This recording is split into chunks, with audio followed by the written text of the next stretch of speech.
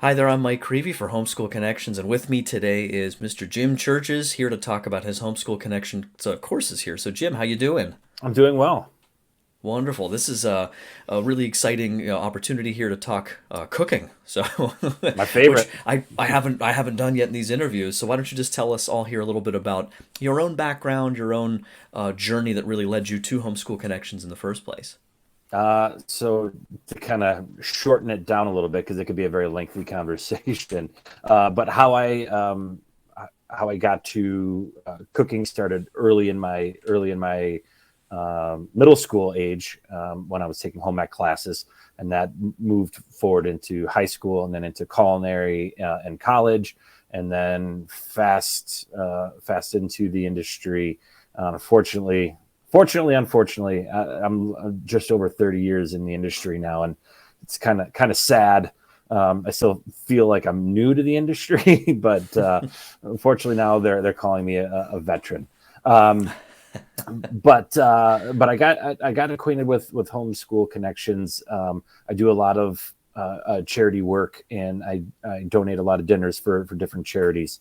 Hmm. And I donated a dinner for charity, for a local pregnancy center, and Maureen and Walter from Homeschool Connections, they won the dinner, and um, did multi-course meal for the Homeschool Connections team. They started to see the passion in my food, and how I talk about the food, and they said, "You need to come do classes for us." So after about 6 or 8 month period of going back and forth, and we finally sat down and had a conversation, and it's been great. That's awesome. Yeah, and Um, I've always loved to cook. My dad, it's really sort of a passion of his and still is, and I see him develop that. I remember when I was in the army, I was gone for a year or so with my deployment, and I came home and I told him, I was like, Dad, your Indian food has so dramatically improved, like in that one year, like this time that I had this break and where I wasn't sort of seeing these minor adjustments. So I Yeah. he is far more like cooking sort of from the heart, so to speak. He just sort of Right. intuits a lot of things. I'm much more kind of by the book, very meticulous with recipes. I'm just maybe to kick that back to you. I mean, I mean, this is obviously a tremendous passion of yours. Is this something that it's a little bit of both of that for you, the technical side of it and then the intuition? How does that work? When I graduated culinary school, a certified master chef mentor of mine looked at me and said, "Don't be a recipe reader." Now that only in the hot food kitchen, right? In the baking Hmm. kitchen, you have to follow the recipe. It's chemistry. There's formulas. You have to follow that. Right. But in the hot foods kitchen, there's little things you can do. You can tweak things. You can add a little more flavor. You can add salty and sweet. There's some things that you can do to kind of tweak, and that comes from your heart and your gut feeling, on that portion of it. Um, but the technical skill of sautéing something properly, braising something properly, grilling something properly, and then what you do to it after that, as far as like finishing touches, that's all on Mm, you. And that's sure. personal flavor preferences, seasonality, all of that kind of stuff.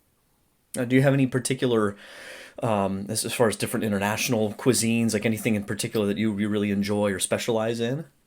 No, everyone asks me what's my favorite dish, and that's when I usually turn that on to my friends and family, and I say, Hmm. "What's the favorite dish that you like that I make?"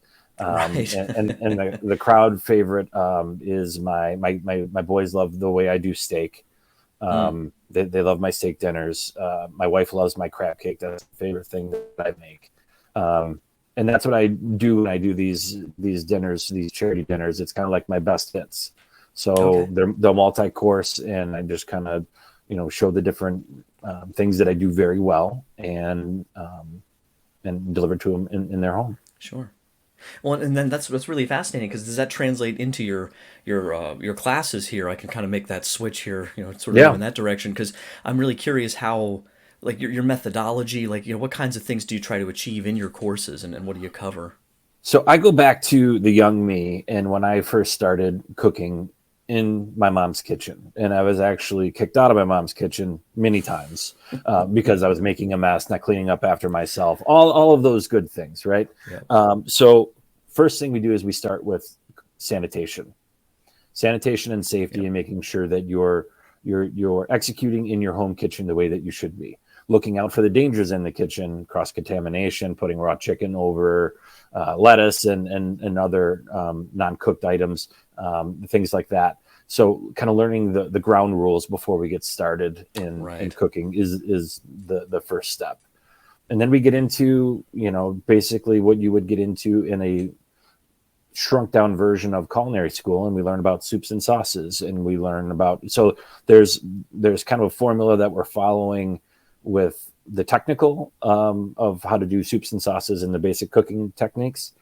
But then we're also throwing in little videos about making ooey gooey awesome snacks and all different types of grilled cheeses. So we're kind of going a little high level, but then we're bringing it back to, food garnishes and how to make your food look really, really nice. And, different things you can put on a plate that makes sense. Because some food garnishes don't make sense, like a sprig of rosemary. You're not going to eat a whole sprig of rosemary, right? So edible, functional garnishes is what we kind of talk about on there. Sure. What age ranges here? So middle school, some high school stuff as well, or middle school, high school, and and we want the parents to get involved too. I mean, there's a lot of things in here that the parents can get involved and do it as a family. I did a cook along for another children's charity out of Chicago during COVID, and we sent the recipe out to everybody. Everyone purchased all the stuff, and we did a cook along, an hour cook along, where the kids were involved, the parents were involved, and then everybody, ate at the end as a family, took pictures of their food, and then uploaded and same recipe, same ingredients, but different interpretations of the food all over the spectrum. So it was pretty cool. That is awesome, because I'm sure it's a little bit of a limitation, obviously, that you can't do a taste test on what they're doing, or you can't smell it, obviously, but that's got to be really interesting, kind of incarnational in its own right, that you're doing this at the same time, rather than, I mean, I'll watch a lot of stuff on YouTube, of course, or check myself on something, but it's different when you're doing it live together, I bet. Yeah, it was, and some folks were working a little bit ahead, which was fine, and then on the chat, we had someone monitoring the chat bar, and they're like, "Well, can you slow down? We're not really getting this part." And I'm like, "This train's left the station. Play it back later." So it was, a lot of pivots during COVID, but sure. I do a lot with charity, and this was one that I wanted to do as a family for those folks. Sure. Well, Jim, this is wonderful. How can people learn more? Parents, students, what's some good ways for them to get in contact with you and learn more about your courses and how to get signed up? Check out my Moodle page and look at the courses. We're constantly updating the page with new courses. Trying to get a structured 13-week class. It's very hard with my travel schedule. I'm a corporate executive chef for a large food manufacturer, so that keeps me traveling around the country.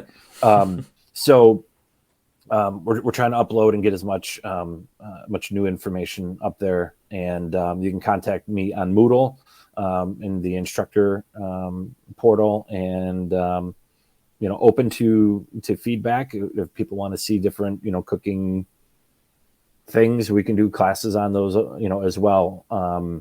Little kind of one-offs, but we're following a structured kind of plan that you would go to when you go to culinary school. Knife cuts was one in there, learning how to cut and chop properly.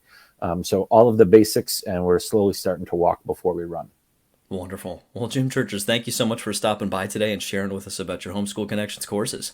Thank you. God bless.